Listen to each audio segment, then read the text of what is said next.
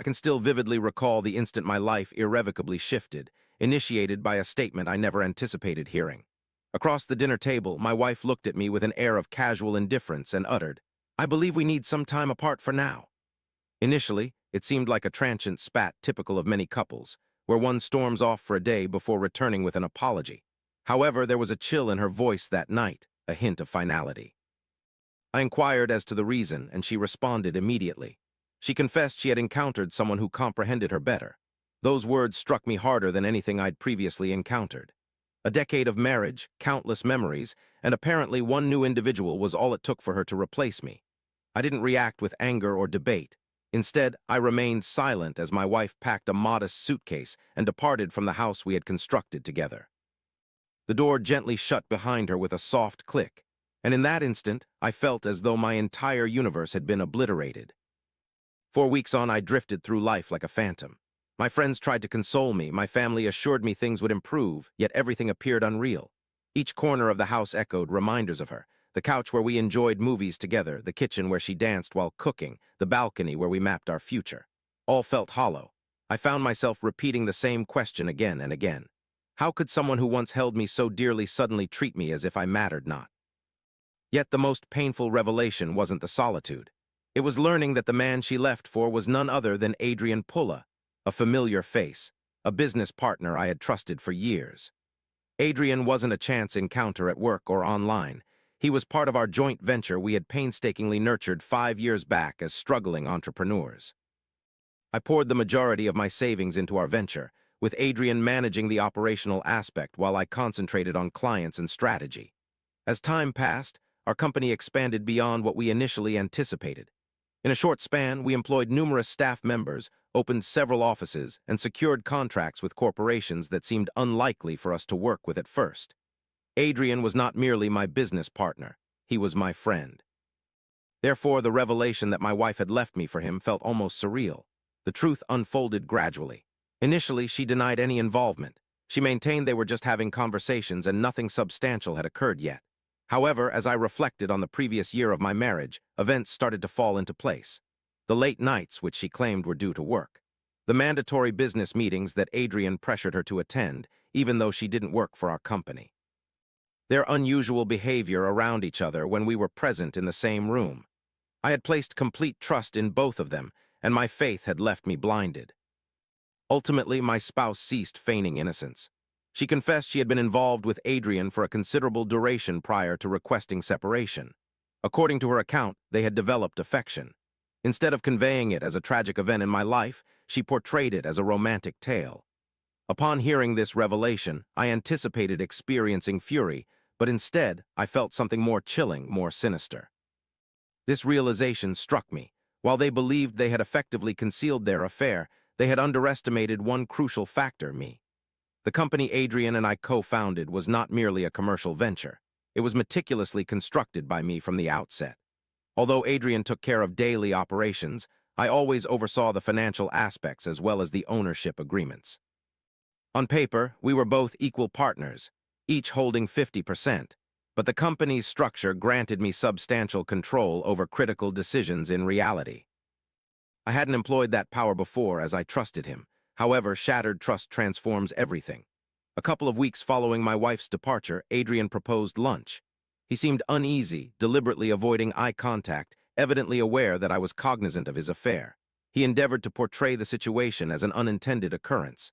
He asserted feelings are intricate, no one intended to harm me, and he wished for us to maintain our professional partnership due to the company. I listened silently as he spoke. Throughout our conversation, I scrutinized his face meticulously. There was no remorse present, only the self-assured anxiety of someone who believed they had already triumphed. Once he concluded speaking, I smiled, not because I pardoned him, but because I understood something he didn't. He assumed the narrative was complete, whereas for me it was just commencing. Over the ensuing months, I concentrated on restoring myself. I resumed attending the gym. I rekindled relationships with old friends I had overlooked during my marriage. In my professional journey, I broadened our business into fresh territories. Onlookers might have assumed I'd swiftly recovered from the divorce, but beneath the surface, I was engaged in a different pursuit. I was readying myself. Adrian and my former spouse believed they had outmaneuvered me. They cohabited just 2 months post-separation. They flaunted their relationship online, beaming at eateries and beaches, seeming to live a romantic fantasy. Each glimpse of those images served as a reminder for something crucial. Those who betray often overlook the long-term ramifications of their decisions, fixating instead on the thrill of the moment, and that was precisely their undoing. Over the ensuing year, our company experienced exponential growth. We sealed significant deals, dramatically boosting our income almost instantaneously. Adrian reveled in the limelight our success brought. He began attending meetings in pricey attire and discussing global expansion. As our company flourished, Thing's confidence swelled. He felt our partnership was stronger than ever. Yet there was one point he hadn't scrutinized. It was I who had negotiated all the new contracts, and subtly the ownership rights had transferred more control of the company into my grasp. Adrian failed to recognize this due to his faith in the long-standing legal framework. He presumed our arrangement remained unchanged, but the truth had undergone a significant transformation. Once those contracts were finalized, my voting power within the company skyrocketed. I didn't hasten matters. Revenge should never be an impulsive act if it is to be successful. One must wait, observe, and let the other grow accustomed. And when they least anticipate it, the truth should be unveiled. That moment came nearly 2 years post my divorce. Our company convened a major board meeting involving investors and senior management. Adrian was enthusiastic, confident our business would extend into multiple cities were imminent. He included my former spouse in the celebration dinner invitation afterwards, which everyone knew signified their union. To them, it symbolized resilience in the face of adversity, to me just opportune timing. As the meeting commenced, Adrian discussed the company's progress, outlining future plans, profits, and prospects. The investors listened intently as he spoke. Upon completion, applause filled the room. Then, the chief investor looked at me and inquired if I had anything to contribute. I rose slowly. That was when everything shifted. I clarified that while Adrian's presentation portrayed our growth correctly, significant internal adjustments within the company required board review prior to endorsing any expansion strategies. Adrian appeared puzzled as I passed several documents to the investors. The revised corporate ownership structure and associated voting rights were detailed in these documents. For the first time during the proceedings, Adrian's smile faded as the figures on the documents revealed an unexpected narrative. Through a sequence of legal agreements linked to our recent contracts, my control over the company had grown to 62%. Consequently, Adrian's stake dipped below 40%, signifying that I was now the dominant shareholder. This development granted me the power to make decisions previously unchecked by Adrian. The room fell quiet as investors scrutinized the documents.